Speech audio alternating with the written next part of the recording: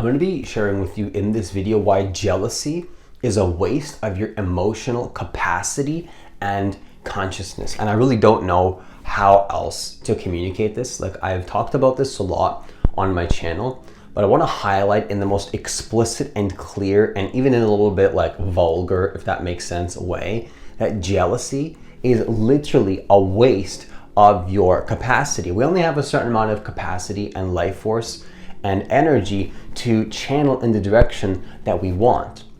And to take our energy, our precious life force, and to channel it, to take those emotions and to channel it in the direction of being jealous, I think is a waste of time.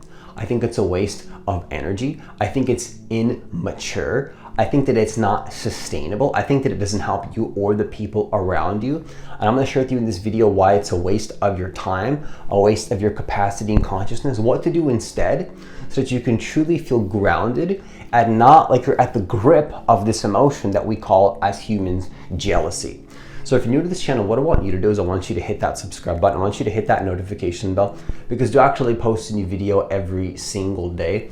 Also, if you want to work with me one-on-one personally, I recently just launched email coaching. I also have a couple spots left for my one-on-one coaching program. All the details for both of those things will be down below. Now, the first thing that I want to share with you is that, like, just to start off, I want you to understand that you can literally be and do and want and have anything that you want. Literally. You probably heard that before, but I want to make that very clear because when you're jealous, when you're like, oh my gosh, I need to feel jealous because this person has this thing. Like, if it's true jealousy and like, oh my God, I feel like I'm lacking. If you really feel that way in your body, I want you to understand that, you know, it's in a way like a false emotion. I don't want to say false, but it kind of is, which is not like an attack, but it kind of is false because like you can literally be and do and want anything that you have, anything that you want. You can be, do, want, and have anything that you want. So when you're going through life and you're seeing somebody with maybe a certain amount of money or like a relationship, or maybe they have a certain amount of like followers, or maybe they're performing, like they're a musician, or maybe they're doing their art, maybe they're doing their craft, or whatever it is, right? Look, you gotta understand that you can do whatever you want. They're not like this special person. It's like, oh my gosh, this person is somehow special and above me and they're better than me. No, not at all. I think that's a lack of mindset. The moment that you see somebody and think that they're like this grand person that's like somehow above you in some way spiritually or like some angel, what's happened is that you quite literally, you've fallen into a delusion and you've fallen into a mindset that is, in my personal opinion, out of alignment with the truth of like who you can truly be. It's like you can be that person. There's literally potential, and you literally can generate the capacity in order to go in that direction, but you've convinced yourself that you can't. And if you convince yourself that you can't, that's just not true. It's not true. It's not true that you can't be that person. You might feel that way a lot of the times. It might be like, oh, but Francis, what about this? What about that? Look, I get that there's challenges, but like I could say that like 99% of the time, it's just not true that you can't be whatever that person has, and you feel jealous and you feel envious and you feel like it's not possible. I understand that people go through intense challenges and situations, but you'd be surprised how that person that you're looking up to, maybe they even went through a challenge that you went through exactly, or something really similar, or something just as painful, but you don't know that. How do you know? Why are you making assumptions? Why don't you stop seeing them as this grandiose person that's somehow better than you? Maybe even ask them for help. Put your ego down, throw your ego away, believe that you can do it, go ask them for help. Or go find somebody else that has it that you trust, that you can ask them. Anybody that you trust, if you don't trust that person, find somebody you can trust more. So I want you to understand that to start with this video, you can be, do, and want anything that you can be, do, want, and have anything that you want. And I do believe that there's like pretty much no exceptions to this. I get some people get to situations that are really, really negative, and I don't want to give specifics here because, like, you know, who knows what people go through. But for the most part, generally speaking, you can be whatever you see in the world. You can have that, you can be that. No matter how broken it might seem in your life right now, no matter how broken it might seem that you can't have that thing, no matter how unlikely it is, you're gonna understand that most of the times these people are not lucky. They're not lucky. They deserve to have that thing because they worked for it. You could say that it's hard work, but what I mean by hard work is consistent focus in a certain direction, which I could argue is easier than moping around and being lazy and jealous and envious and like feeling resistance.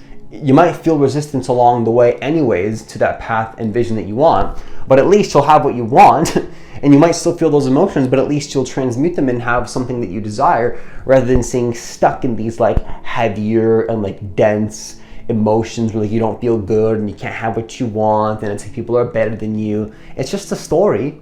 You can change that story. You realize that, right? You can change the story. You can change the meaning to the challenges in your life, and you can decide to say, you know what, I am just as worthy as this person. Let me ask you this: why are you not as worthy to have that thing that that person has? That person maybe felt unworthy too, but they decided that they are worthy because maybe they saw somebody else have it and they said, if this person can have it, I can also have it. If somebody else has something, why can't you have it? Why are you any different? Why are you not just as worthy, existentially speaking, as that person?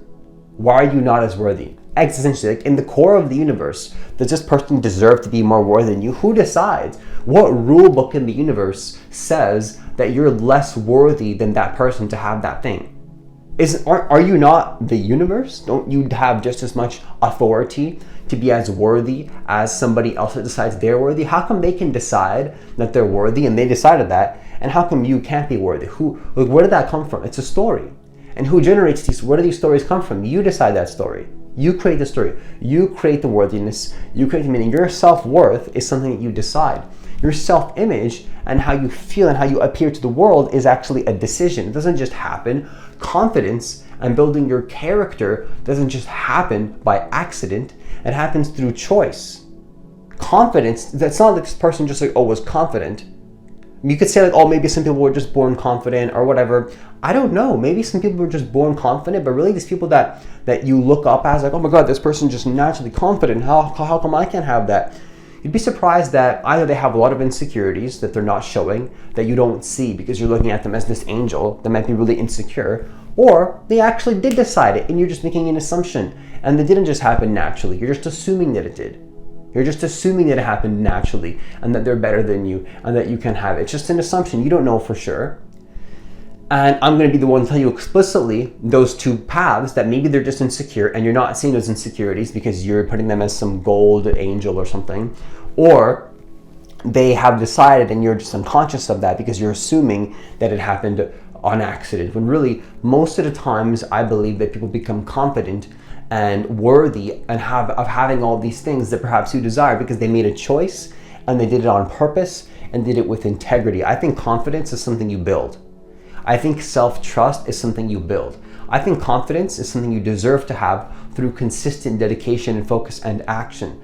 If you're unconfident, you should be unconfident perhaps because you've been living out of alignment with being in integrity, right? If you feel unconfident, if you feel lots of lack, it's because you've been giving energy to all these thoughts and emotions that are in alignment with that belief system and in that story.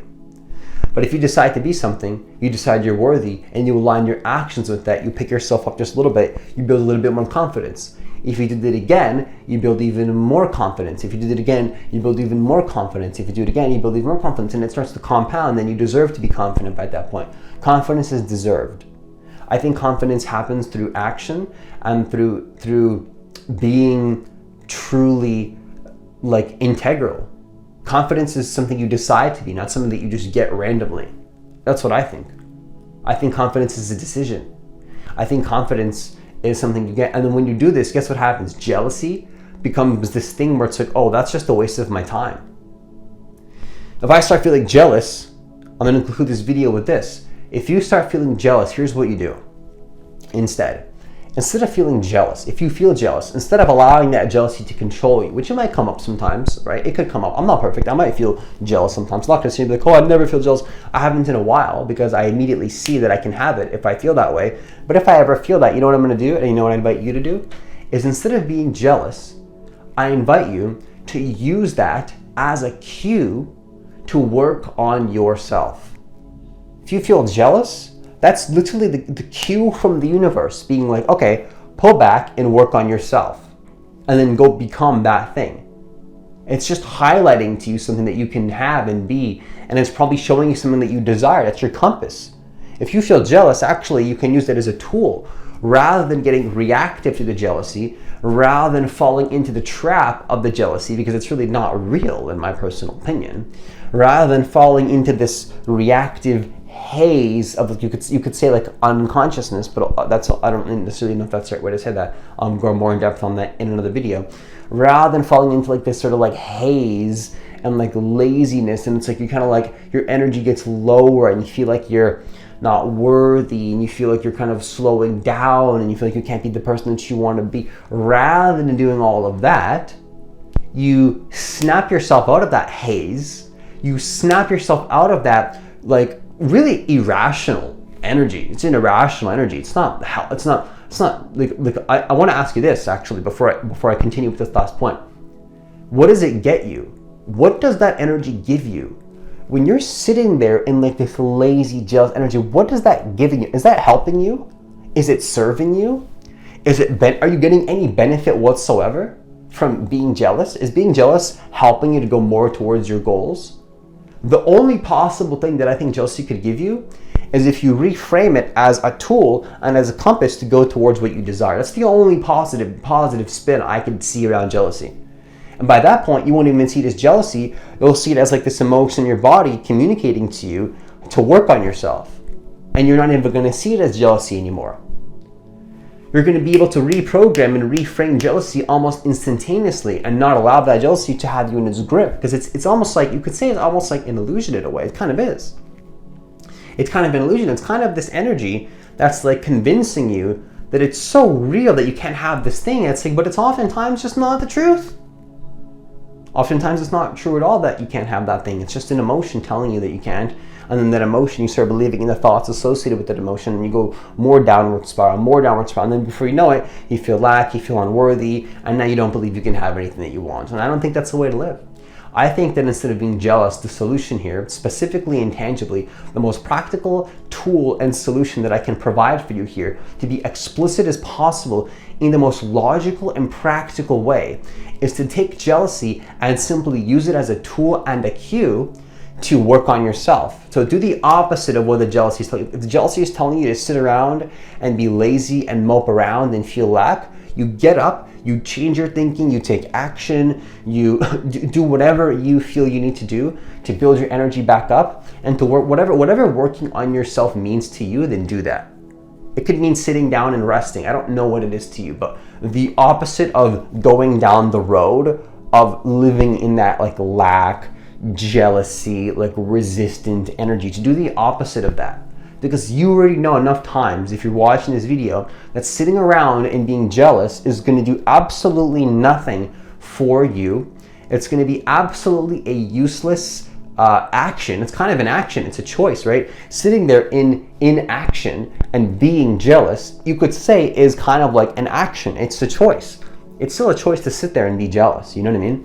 So what I'm trying to say here is that rather than doing that, which perhaps I've done it enough times to realize for myself that, God, it's just a waste of my time.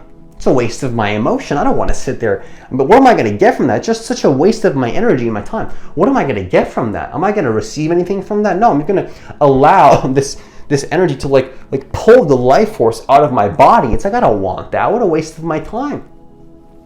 So instead, use it as a cue to be more what you want to be, and you'll find that your life increases dramatically very fast. Okay, and with that, I conclude this video. Once again, if you want to work with me one-on-one personally, I recently just launched email coaching. All the details for that will be down below, as well as I have a couple spots left for my one-on-one coaching program. Not all applications are accepted, so be sure to include as much possible information in the application if you do decide to see if you qualify, to see if you're a good fit. As always, enjoy the rest of your day, and I'll see you in the next